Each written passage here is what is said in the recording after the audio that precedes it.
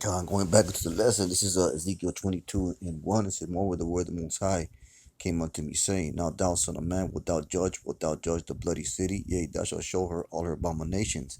Thus saith the Most High Power, the city sheds the blood in the midst of it, and her time may come and make its idols against herself to defile herself. Thou art become guilty in thy blood, and thou hast shed and defiled thyself in the hour which thou hast made, and thou hast caused thy days to draw near, and even art come even unto thy years. Therefore have made thee reproach among to the heathen, and to a mocking to all the countries. That's talking about America. Everybody hates America. The scripture said they shall hate the whore, man. So it says, therefore I made thee reproach unto the heathen, and a mocking to all the countries. So let's get that scripture, hate the whore.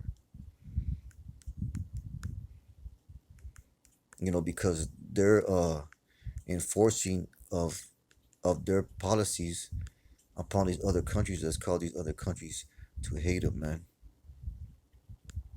To hate the whore, to hate America. Let's see what it says here. Yeah, Revelation 7:16. And the 10th horn which I saw upon the beast, these shall hate the whore. So those ten powers or governments or whatever you want to call them, and shall make her desolate and naked, and shall eat of her flesh and burn her with fire. So they're going to go to war. They're going to cause violence against this great whore. That's why we read in Isaiah 47, thou shalt be called no more tender or delicate, because these other nations are going to come against America, man. That's why it says, and why do they hate the whore? Like I said, because America has forced her politics and forced her policies, her whoredom and idolatry and wickedness upon these other nations, man. That's why scripture says, keep us not a home. Get that.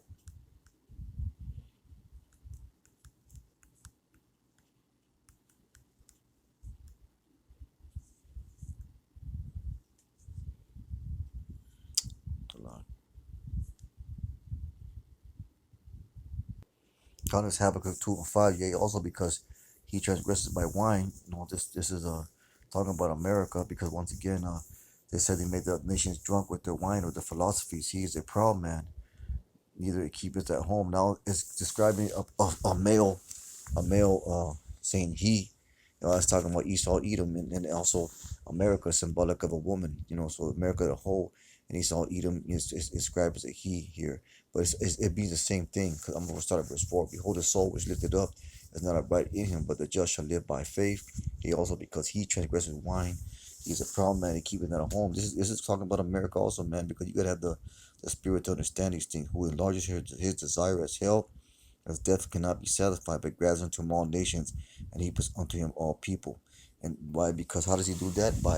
How does Esau Edom, or the great whore, does that? By enforcing her policies, however you want to look at it. Him being the Esau Edom, her being the great whore.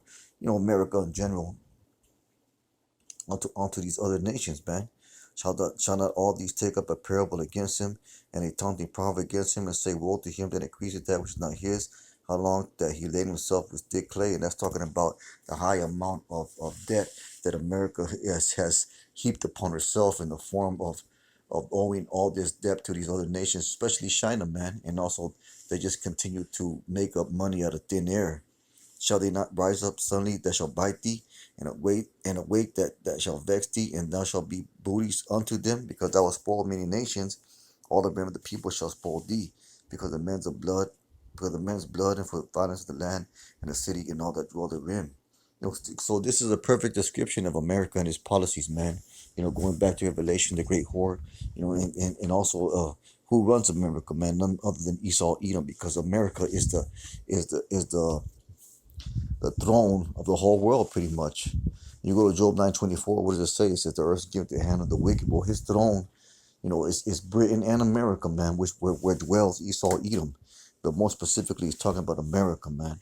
So woe to him that coveteth and evil cometh to his house, that he may set his nest on high, that he may deliver from the power of evil. Thou hast consulted change of thy house by cutting off many people, and thou hast sinned against thy soul.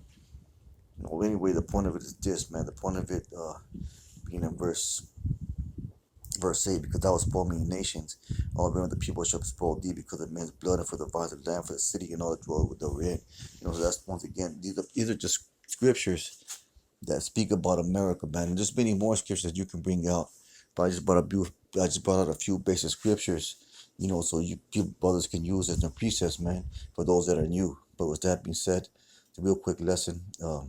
These are scriptures that you can highlight, you know, in your scripture, in your sword, that speak about America descriptively, very descriptively. With that being said, I hope the lesson was edifying. With that, I want to give all honor, glory, and praise Yahweh Shem Yahweh Shai. Kahala Yahweh Shem Yahweh Shai. Let's keep on pushing. Shalom.